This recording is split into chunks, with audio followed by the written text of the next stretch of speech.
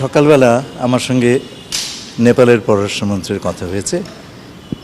তাকে আমরা মাননীয় প্রধানমন্ত্রীর পক্ষ থেকে, বাংলাদেশের জনগণের পক্ষ থেকে নেপালে যে ভয়াবহ প্রাকৃতিক দুর্যোগ ঘটেছে সে বিষয়ে আমাদের সহমর্মিতা, আমাদের শোক জ্ঞাপন করেছি। আমরা তাদেরকে সর্বাত্মক সহযোগিতার অফার করেছি।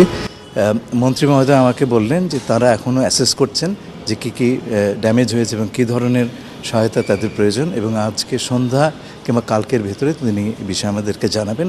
আমরা তৈরি আছি। আমি তাকে বলেছি যে আমরা তো এখনও পর্যন্ত জানতে পারিনি যে কোনো বাংলাদেশি এতে অ্যাফেক্টেড হয়েছেন কি না। যদি হয় তাহলে পরে আমাদেরকে যেন জানান এবং আমরা তাদের সঙ্গে সম্পূর্ণভাবে সহযোগিতা করব তাদেরকে ফেরত, যে অবস্থায় তারা আছেন তাদেরকে ফেরত আনার। অসংখ্য ধন্যবাদ।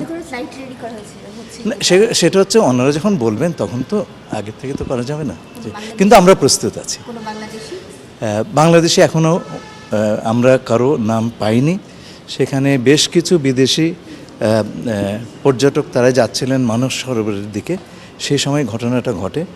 তো বাংলাদেশে কারো খোঁজ পাওয়া গেলে জীবিত বা মৃত অবস্থায় আমরা তাদের সঙ্গে সর্বাত্মক সহযোগিতা করব এই বিষয়ে যথাযথ ব্যবস্থা নেওয়ার জন্য, এবং তাদের পররাষ্ট্রমন্ত্রীও একই সেন্টিমেন্ট আমাকে ব্যক্ত করেছেন।